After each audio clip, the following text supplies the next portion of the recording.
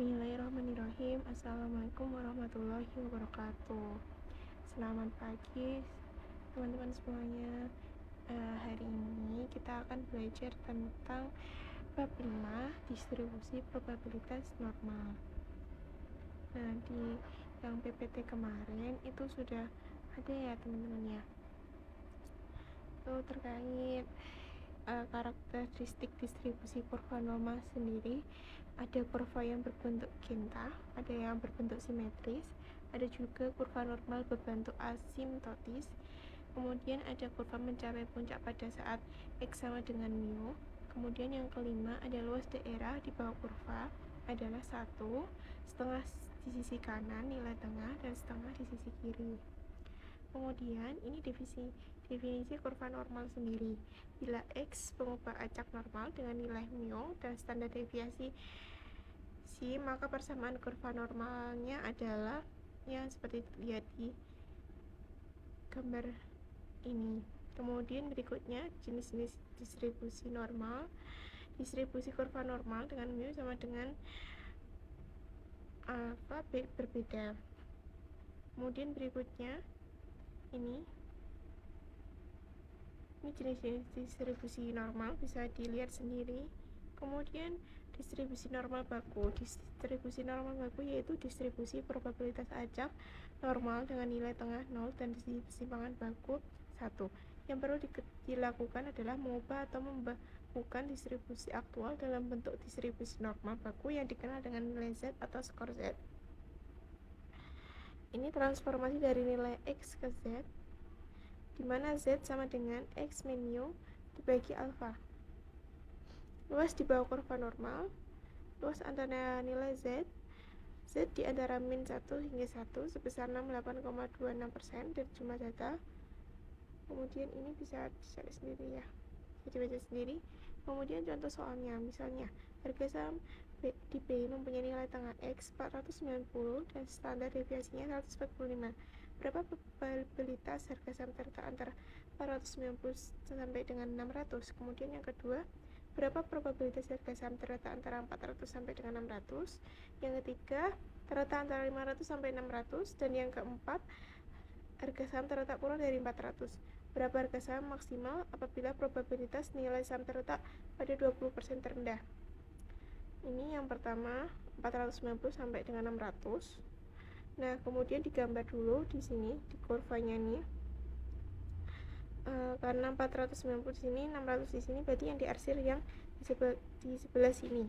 Kemudian diketahuinya ditulis dulu, jangan lupa. Rumusnya kita masukkan X itu yang ini yang akhir, nilai akhir X nya 600, kemudian dikurangi mu nya 490 dibagi dengan alfanya 145. Jadi ketemunya 0,76. Ini ketemu baru nilai Z. Cara cari luas kurvanya, berarti kita lihat di tabel berikutnya. 0,76 berarti kan 0,7 di sebelah sini,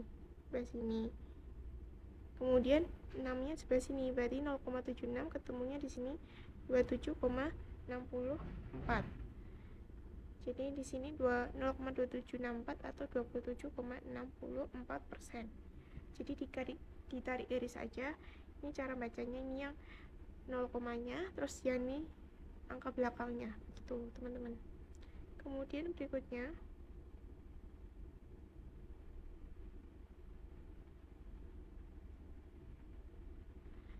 berikutnya probabilitas saham terletak antara 400 sampai dengan 600. Berarti di sini 400, di sini 600. Alfanya sama dengan 490. Mu nya 490, alfanya 145, X1 nya 400, kemudian X2 nya sama dengan 600. Jadi kita masukkan ke dalam rumusnya, ZA nya 400 dikurangi 490 karena di tengahnya, kemudian dibagi dengan 145, jadi sama dengan Z nya 0,62. Berarti 0,62, LK nya nanti dilihat di tabel yang sebelumnya sini, 0,6 sama 2 ini ketemunya 0,2324. Kemudian yang ZB nya X nya 600 yang kedua, kemudian dikurangi sama 490 tentunya,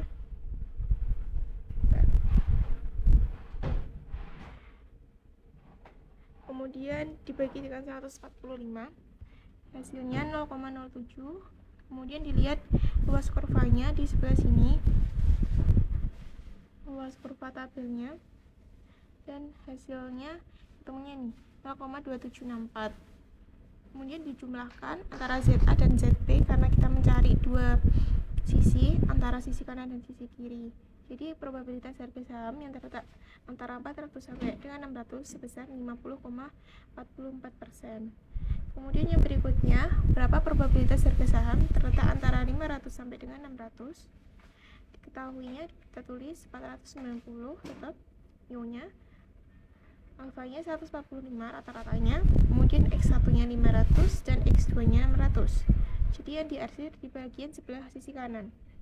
Z1 600 dikurangi 490 dibagi 145 sama dengan 0,76, jadi LK nya 0,2764. Kemudian ZB nya 500 dikurangi dengan 490 dibagi 145 ketemunya 0,07. Kemudian dilihat di tabel luas kurva normal, maka luas kurva ZA dan ZB ketemunya 0,2485. Kita kurangkan karena di sebelah sisi sini dan di sisi sini berbeda. Jadi probabilitas harga saham yang terletak antara 500 sampai dengan 600 sebesar 24,85%. Ini luas kurva yang tadi. Kemudian berapa probabilitas harga saham terletak kurang dari 400? Jadi di sebelah sisi kiri, karena kurang dari 490, rumusnya juga sama. ZA ZB X dikurangi mu dibagi rata-ratanya, 400 dikurangi 490 dibagi 145, ketemunya negatif 0,62 karena negatif karena di sebelah sisi kiri. LK nya ketemu 0,2324. Kemudian LKA nya 0,5. Kenapa 0,5? Karena dia terletak di kurang dari nilai tengahnya. 0,5 dikurangi LK yang atas, 0,2324 sama dengan 0,2676 atau 26,76%. Jadi probabilitas harga saham kurang dari 400 sebesar 26,76%. Kemudian apabila maksimal nilai saham terletak pada 20% terendah, berarti kita tulis satu kurva ini itu 100%. Jadi kalau dibagi dua, di sini sebelah kanan 50%, di sebelah sisi kiri juga 50%. Kalau sudah ada 20%, berarti di sebelah sisi sininya 30%. Maka menggunakan rumus LK sama dengan 30%. 30% itu kan 0,3. Berarti nilai Z yang 0,3 itu yang mendekati 0,3 itu yang ini, 2995. Berarti 0,84 karena X terletak sebelah kiri, maka Z-nya negatif 0,84.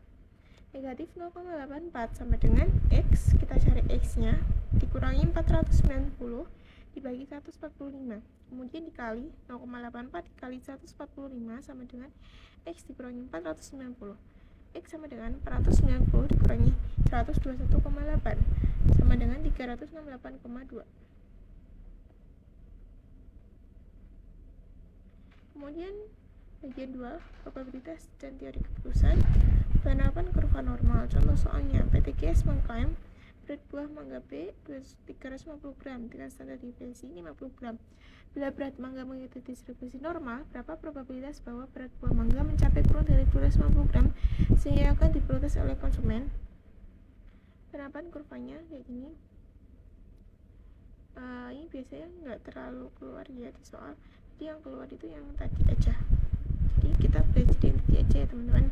Ini yang bagian belakang ini bisa dibaca sendiri nanti karena di soal biasanya nggak keluar. Oke, terima kasih banyak atas waktunya. Sekian dari aku. Jangan lupa absen di kolom komentar. Sekian dari aku. Wassalamualaikum warahmatullahi wabarakatuh.